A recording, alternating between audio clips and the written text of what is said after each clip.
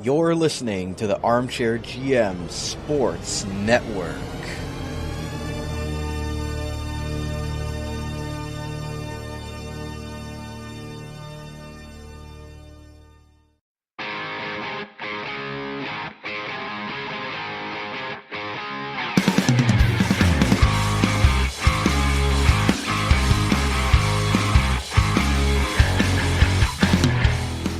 This is Rod Mahood, your in-game voice of the Niagara IceDogs, and you're listening to the Dog Pound Podcast on the Armchair GM Sports Network, your podcast source for all game analysis, team interviews, and up-to-date news regarding the Niagara IceDogs.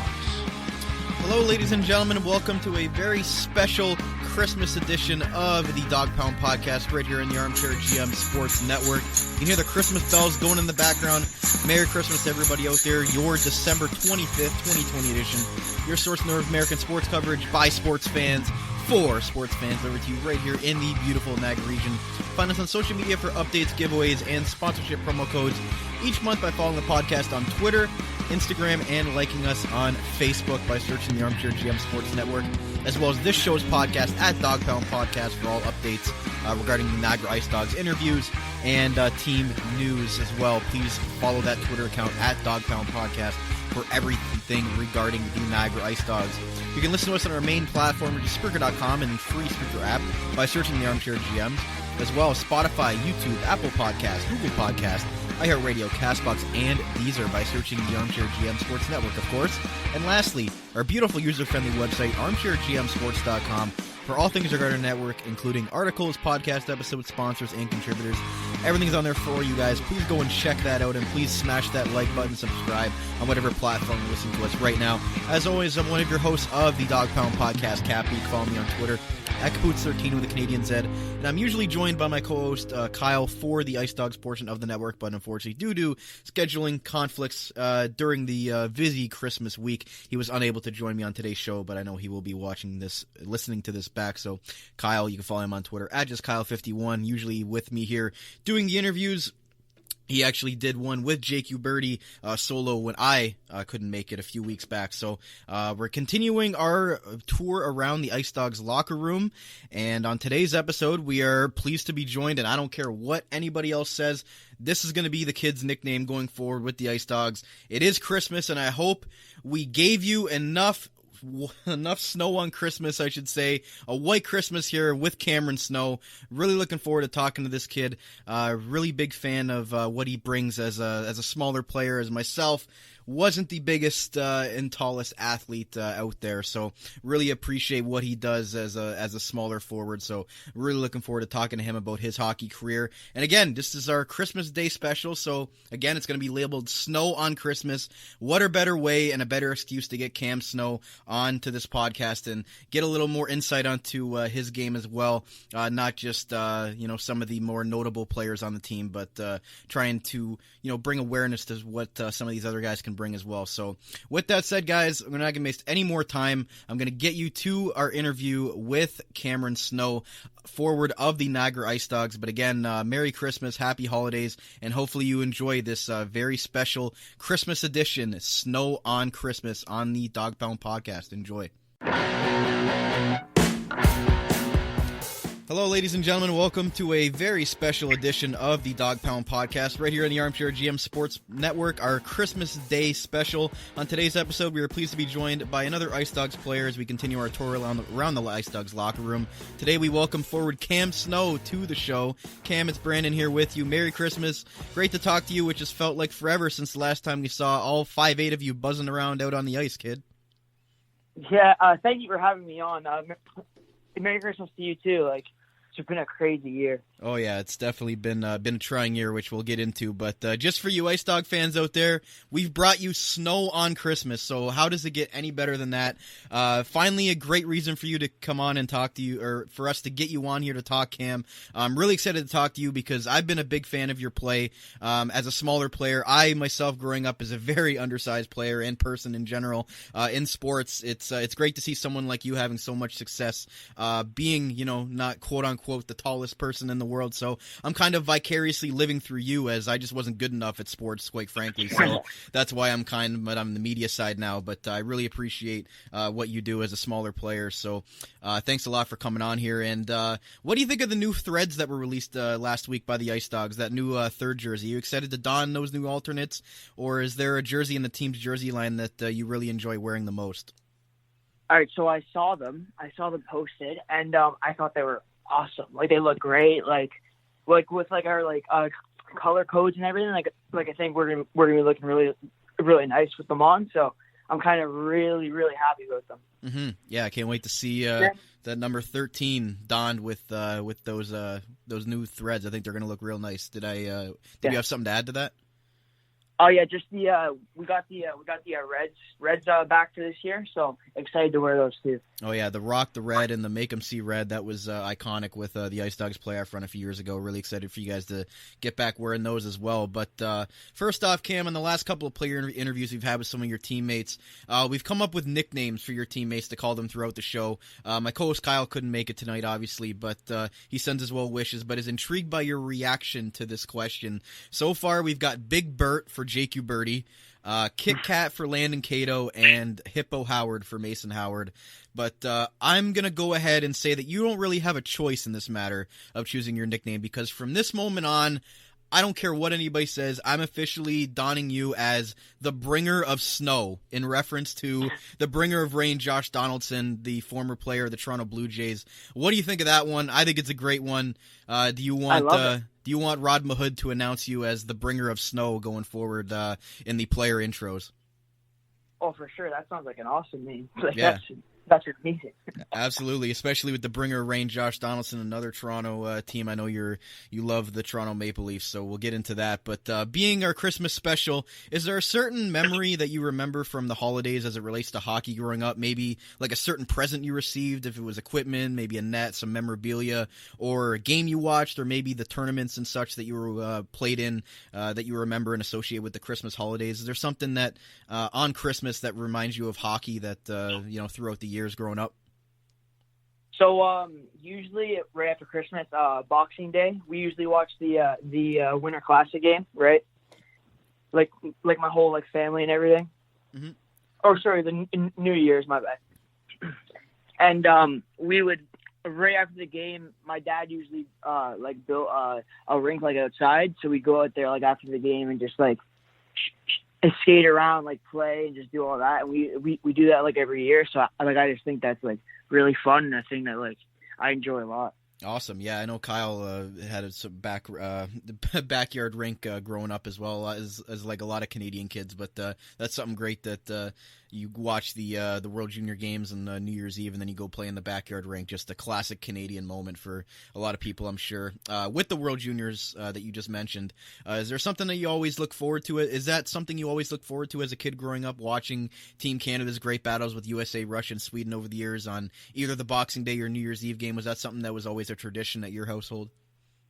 Yeah, for sure. Whenever you think about a Christmas here, in my house, you always have to bring up World Juniors. We watch it every year. It's always a great thing to watch and everything. I always get really into it and everything. So it's always nice to watch. Mm-hmm. And going off of that, your former teammates, Phil Tomasino, one of them will be on Team Canada this year, and obviously Akil Thomas last year scoring the golden goal for Team Canada and that great ending to that tournament last year. Just how proud of you, how proud of them were you as a teammate of those guys and somebody who's been around them here in Niagara? Just how special was that moment to see Akil and then now seeing Phil go on and competing for Team Canada, just as a former teammate of both those guys? Yeah, last year, obviously he was there or whatever, and we were all watching the game or whatever. And when we scored, I was so excited for him, so happy for him. It was awesome for our team, again, him and everybody in Niagara. So that was awesome. And then Tomasino making the team this year, I think that's great. He's going to do amazing there. He's going to he's a fantastic player. So I'm expecting a lot out of him, and he's gonna show up there. So it'll it'll be fun to watch. Mm-hmm. Two obviously great Niagara IceDogs ending their careers last year before moving on to hopefully bigger and better things. But glad we were able to have two special players here in Niagara last year. And for you as a teammate of both those guys, I'm sure they helped you along within your hockey career, just watching a couple of those guys just do what they do on and off the ice, I'm sure. Oh, yeah, for sure. Mm-hmm. And we read last year on the Story Behind the Numbers article posted on the IceDogs website. Your favorite number is 13. You said growing up that your favorite player was Matt Sundin. Kyle's going to love that, growing up as a huge Leaf fan himself, diehard. Unfortunately, I am not so much a Leaf fan. I do not like the Toronto Maple Leafs whatsoever. Unfortunately, I'm a bitter Buffalo Sabres fan, so you can make fun of me all you want. But yeah, I know. Oof. Yeah, one of your new teammates, Pano Fimis, gave me the exact same oof earlier this summer, so wasn't too pleased with that. But is there any other significance with the number 13 other than Matt Sundin, or is that basically the gist of it? Yeah, I think it was when I was 3. I went to my first Leaf game, and he scored, I think, 2 goals, and I was like, "That's my favorite player. Like, that's who I want to be, right? Like, that's who I wanted to model my game after and everything." So I just picked the jersey, fell in love with the number, fell in love with him and whatever. And yeah, that's just been my number ever since. Mm-hmm. And the follow up to that is the number 13, the number that you always want to stick with the rest of your hockey career. And obviously it's a pretty popular number. Do you have a backup number in case a future teammate already has number 13? So I had 13 my whole life until I got to AAA in Barrie. And then Barrie AAA didn't have the number 13, so then I switched to 27 for most of AAA. So if another player or I go to a team that doesn't have or whatever happens and I can't get 13, then I'll probably switch back to 27. Okay. My favorite number is 13, so I can kind of appreciate that. Definitely not because of Matt Sundin, but another athlete of mine, my favorite athlete growing up was Alex Rodriguez of the New York Yankees, so that's why I wear number 13, and I love number 13. So I guess that's another thing that you and I have in common, but I'll try to block out the Matt Sundin part when I'm thinking about the number 13. But you were born in Thornton, Ontario, and expressed, obviously, your love for Matt Sundin and the Toronto Maple Leafs. Is that, obviously, growing up, your number one team and the team that you kind of idolized as a young sports fan? Yeah, my whole family has loved the Leafs, so I was kind of forced into it. Not saying that I didn't want to be a Leafs fan, like I do, obviously. But yeah, every year for my birthday, my parents would buy me Leafs tickets, and I would go watch a game. So that's a tradition every year.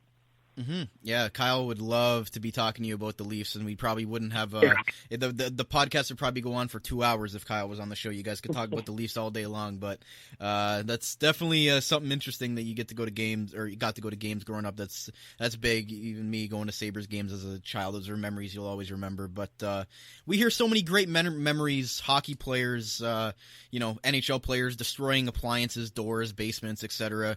Growing up practicing in and around their house. Do you have one of those great Canadian hockey stories about something that was a part of your parents' property that was damaged or destroyed by hockey pucks at all, or something that they're expecting you to pick the tab up on fixing it sometime? Yeah, for sure. So growing up, my dad, we never finished our basement.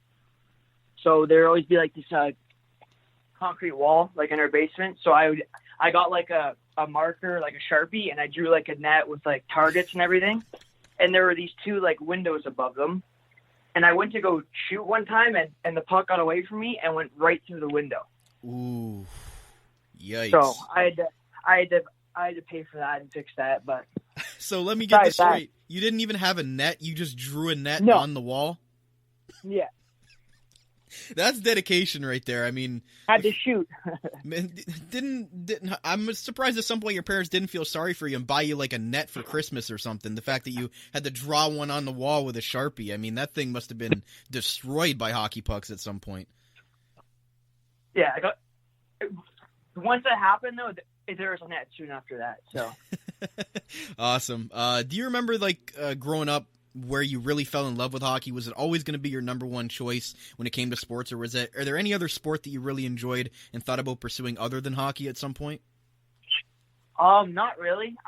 been skating since I was 2. I just grew up with just skating. I'm in love with skating. I just fell in love with the game. I just love playing it. Just doing anything on the ice is just amazing to me. The best feeling in the world. Okay. Yeah, we heard a couple of your teammates really like lacrosse. That seemed to be a nice cross sport that a lot of Canadians would play, lacrosse and hockey. But you were just skating on the ice. That's all you wanted to do, so I can appreciate that too. We talked about Matt Sundin already, but is there a certain player you looked up to as far as kind of wanting to mold your game after through coming up through the hockey ranks at all, or kind of was Sundin the guy that you always looked up to or kind of wanted to mold your game after as well? Yeah, so when I was really young, it was Matt Sundin, and then when they traded for Phil Kessel, he turned out to be my favorite player. When I was older, because he was fast and his shot and everything. Okay. But as in terms of now, I want to try and model after in Mitch Marner in some type of way. Mm-hmm. Yeah, I mean he's. But yeah. When I was growing up, it was Phil Kessel. Yeah, those are definitely a couple of good guys to mold your game after. Some great Leafs there as well. Do you own any interesting hockey jerseys that aren't your own, that don't have snow in the background? We're big jersey collectors here, and obviously we never made it to a level like you where we had our own names stitched on the back of jerseys. But is there anything that you have hanging up that might not be your own as far as hockey jerseys? I have a Matt Sundin Leaf jersey. I have a Phil Kessel Leaf jersey. And I have what's the other one? Tyler Seguin jersey, Boston. Yes. Okay, wow, you own a Boston jersey as a Leaf fan? That's bold. I know. That takes some courage right there. That yikes! I don't know if I could ever don a Leaf jersey or a Habs jersey or a Bruins jersey. I don't know if I could ever do that. But Seguin's definitely a great player. Now that he's on Dallas, it's not so bad that you're repping a Seguin jersey. Now that he's off those dreaded Bruins that continue to be the kryptonite of your Leafs and many other people that are diehard Leaf fans over the years. But I do like that you're a jersey collector. We're diehard jersey collectors too, so we could go on about that forever as well. But during your time in quarantine, obviously you've had a lot of time off here without getting flack from your teammates other than obviously training on and off the ice. What has been your favorite pastime during the last 8 months? Have you been getting into any video games? Have you been doing any apparently Big Bert, Jake Uberti, has been taking on yoga and been doing all these yoga stretching, which Landon Cato and Mason Howard kind of called him out on. But what's something that you've been doing during these quarantine times that seemed like they're never going to end? Some kind of pastime that you've kind of taken up or started to do?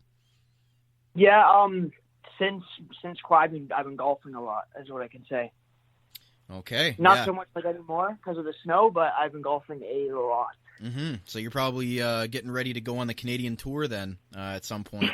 Yeah. I'm a big golfer too, so I appreciate that. I tried to get out a lot this summer, but obviously the courses were packed because everybody and their mother were taking up golf this year, so with nothing else to do. But yeah, unfortunately, we're not all yoga instructors like apparently your buddy Jake Uberti. But that's a discussion for another day that you might have to call him out on when you guys get back in the locker room. But I don't know if he's the type of person to do yoga. I don't know. It's kind of Yeah, Landon Cato said he never remembers him being a big stretch guy. So no, he doesn't really stretch.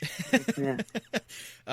Going off of that, obviously the end of last season definitely was a learning curve for you guys after trading such core pieces like Akil Thomas, Phil Tomasino, Kian Sopa, Drew Hunter, and then losing Ivan Ladnia, Castleman, and Elijah Roberts, who have now finished their OHL careers.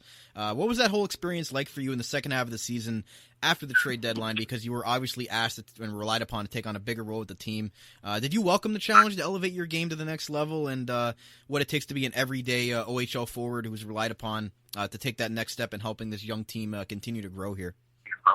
Yeah, for sure. When they all got traded, I knew that I'd have to step up, have a bigger role, and I wanted to. I wanted to prove that I belonged in the league and play well and help the team win. So, yeah, Yeah, I know it's tough when you lose some great key pieces like that, but I think you guys did the best with what you obviously were all asked to elevate your games and go up maybe one or even two lines ahead of what you were playing all year. So I know that's not the easiest situation to go into, but with that said, guys, we're going to take our first commercial break on the show today. We're going to come back with more of our interview with IceDogs forward Cameron Snow. So stay right here. Be right back on the Dog Pound podcast and right here on the Armchair GM Sports Network.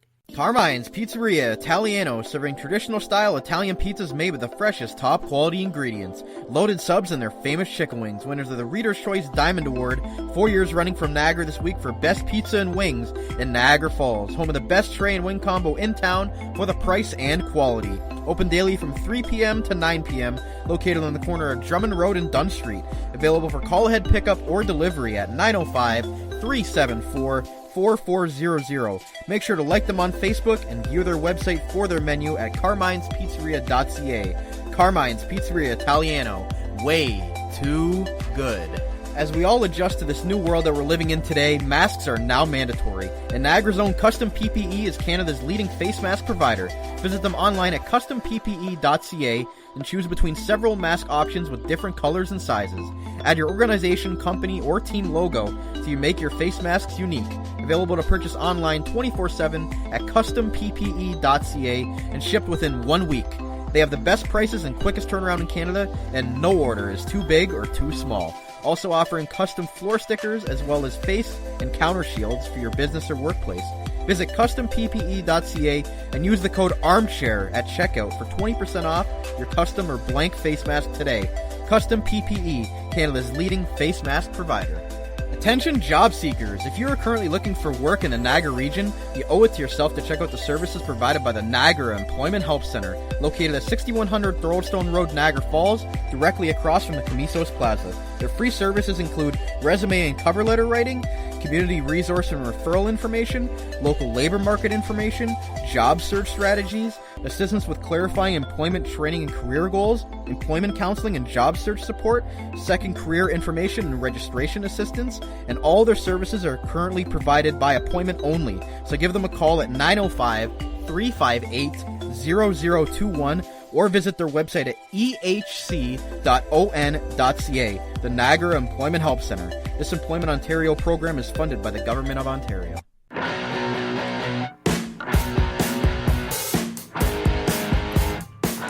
Ladies and gentlemen, welcome back to part 2 of our interview with IceDogs forward Cameron Snow. We've got Snow on Christmas. Continuing on here, Cam, how excited and eager are you and your teammates to kind of get back out on the ice to prove that the way last season ended won't define this group, and hopefully take that next step forward together with that grind back up the Eastern Conference standings?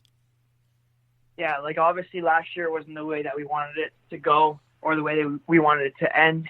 And this offseason, I feel like it's been more than a year. It feels like it's been like 10, how long it's been.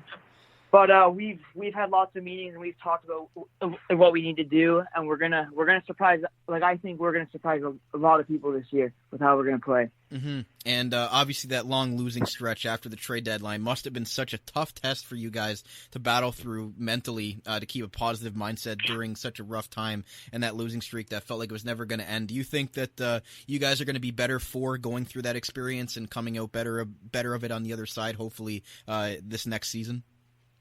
Yeah, for sure. When you lose some games like that, you learn, and when you learn, you get better. So we had to learn with what we did wrong, improve on it, and then I feel like that, like losing in games, like tested us, and we have to get in that right mindset to be able to win games. So I saw like that, like it's going to really help us down the road. Mm-hmm. Definitely a good mindset going into this new season. You were drafted in the 7th round, 132nd overall in 2018. Do you remember that day at all? It was something that stuck out to you that you'll never forget? Maybe upset of when you were drafted, but excited to where you were drafted at that point? Yeah, I was just really hanging out, just with my family. And then I got a call, and Brandon Curry was on the line, and I had like the biggest smile on my face when I heard that Niagara drafted me, and I was excited to come here and everything. So yeah, I was just really, really happy. Was there a moment that you remember, like you mentioned, the call, finally putting on the jersey, coming down to the Meridian Center, seeing where you're going to be spending time in your next chapter of your hockey career? Were you able to come down here to see the Meridian Center before, obviously putting the IceDog jersey on and getting out on the ice? Yeah, I visited once before. Yeah, I'm pretty sure. And just the building was amazing. Like when I was driving around Niagara, the city looked amazing. It just seemed like a perfect place to play.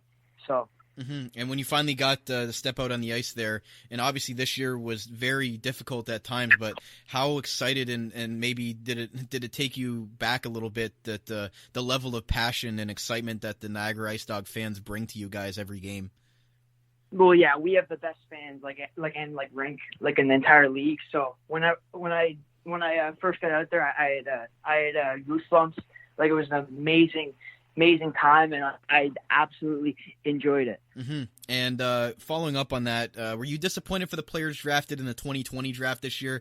Obviously not being able to have the type of experience that maybe you had due to the pandemic and the ever-changing restrictions and kind of the way the draft had to be conducted online, and not being able to come down here and seeing the rink and, attending a game, meeting with everybody, meeting with the media, the team, the community. How much do you think that was unfortunate for the guys that were drafted this year? Yeah, it sucks for everybody, right? They're having one of the biggest years of their life, and they can't celebrate it too much and can't enjoy it, which really sucks. But we're all going through it, so we just gotta fight through it, keep a positive mindset, and get ready for the season. Definitely a good mindset for that. Last year being your first season, how did you feel maybe you grew as the season went on, getting your feet wet with the pace of the league, and just how much do you think you can take an even bigger step going into your second year, hopefully starting in February?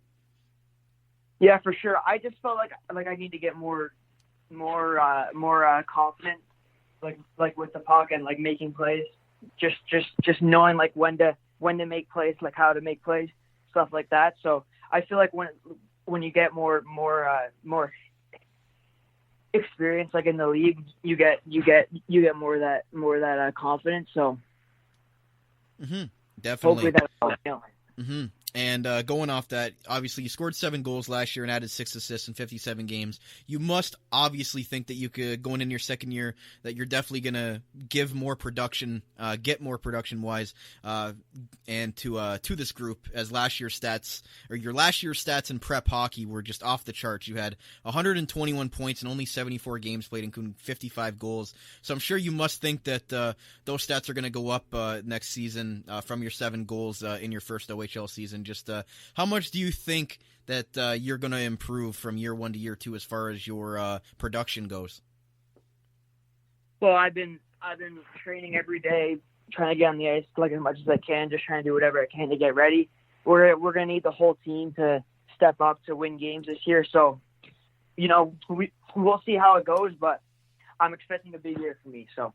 Okay, awesome. I am too. Not to put any pressure on you, but definitely like what I see. But going off that, the elephant in the room, if we do get OHL hockey in February, it looks like the Ontario government has so far stayed firm on their decision to play with no body contact. Does that concern you at all, how the game might be played and or officiated differently? And just your general thoughts on how that may change your game personally, with it being a lot more speed and skill, which are definitely strong suits of your game? Yeah, I don't know how I really feel about I just feel like it wouldn't be the same, if that makes any sense. Hitting's a part of hockey, and you need hitting to have hockey. But if there isn't, and they stay firm all the way till February, then it's going to be a speed and skill game, and I feel like that suits my game well. So that should help me out a lot. Yeah, definitely. Mason Howard said the point totals are going to be ridiculous, and we even joked about him. Maybe the Hippo could score 40 goals this year in a no contact league. So we'll have to see. He said the NHL game sent him a 99 overall card, and he's been practicing with that. So we'll have to see if he's that good on the ice when things go back to. I think you guys step back on the ice for games, but that's remained to be seen. But last question for you here, Cam.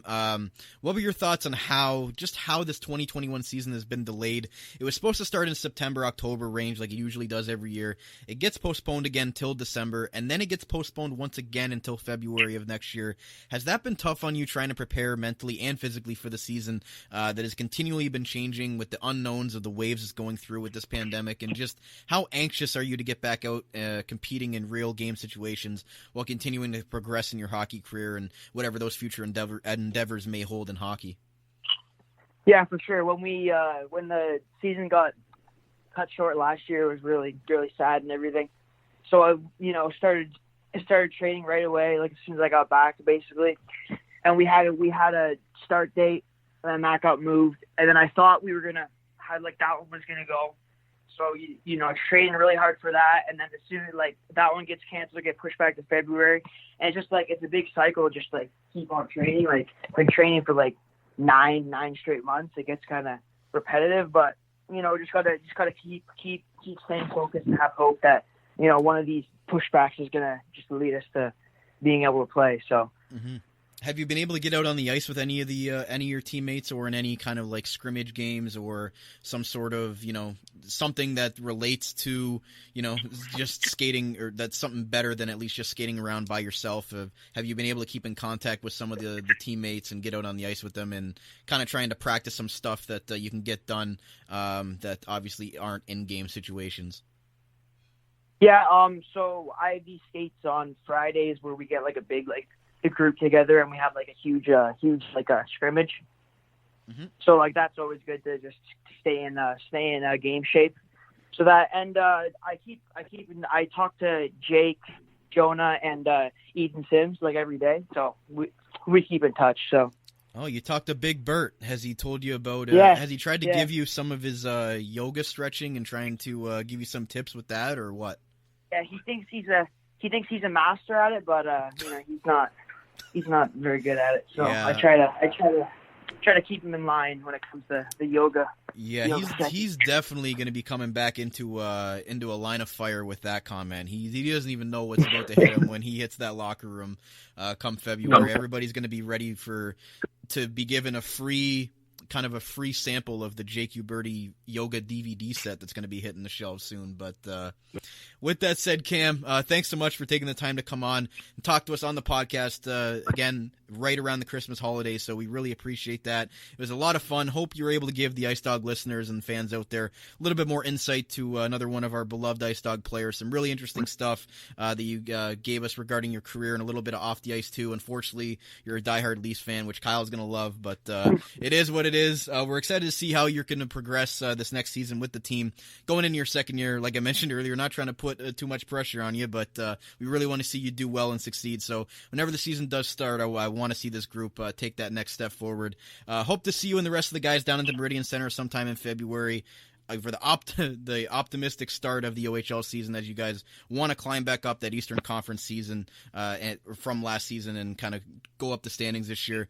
Take care, and again, the bringer of snow, happy holidays, and continue bringing that snow. We expect to see a white blizzard blowing through Niagara in February when you're back out on the ice, kids. So stay safe, all the best, and we'll talk again soon. Thanks a lot for joining us today.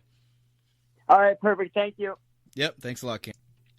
Well, there you have it, folks. There's Cameron Snow, the bringer of snow. Loves the new nickname we gave him. And again, for this Christmas special edition of the Dog Pound podcast, it was only fitting to get Cameron Snow on today. Really enjoyed talking to him. I really wanted to get to know him a bit more about his hockey career on and off the ice. Unfortunately, he's a diehard Leaf fan, which again, for all you Leaf fans out there, and especially my co-host Kyle, is going to love that. But I'll try to look past that. His favorite number is 13. It's mine too. And again, like I mentioned in the open, just as a smaller guy, I really appreciate what he does on the ice as somebody I'm basically vicariously living through him as a smaller player who was never able to make it to any sort of level like Cam. So really appreciate him coming on and taking the time on Christmas Day to come and talk to us. So with that said, ladies and gentlemen, that's going to wrap it up for this episode and for the final episode of the Dog Pound podcast of the 2020 season. Again, thank you very much for tuning in and listening to every episode during the year. We had some great interviews, some great talks with players, coaches, and staff, and even even media members as well. It's been a great year on this podcast, despite what's going on with the pandemic. So look for big things going into 2021. Hopefully we do get a season we're able to give you guys some more Ice Dog coverage like we did last season. But really great season for us in our first year covering the Niagara IceDogs, and we're really looking forward to getting into our second year. But like I said, ladies and gentlemen, this is the Armchair GM Sports Network, your source of North American sports coverage by sports fans, for sports fans, delivered to you right here in the beautiful Niagara region. As always, I'm one of your hosts of the Dog Pound Podcast, Cappy. You can follow me on Twitter at Caputs13 with the Canadian Z as well. You can follow my co-host Kyle at JustKyle51. A big thank you to all of our great sponsors who help put us on Sport the Network, keeping the show on the air. Make sure you're checking them out and telling them that the Armchair GM sent you. Very important to support local business during this time. And finally, to you viewers out there and Ice Dog fans for listening and along for this episode of the Dog Pound Podcast on the Armchair GM Sports Network, by sports fans, for sports fans. Bark, bark, bark. Go Dogs, go. Merry Christmas. Happy holidays. Hope you enjoyed snow on Christmas, and we'll see you guys in 2021.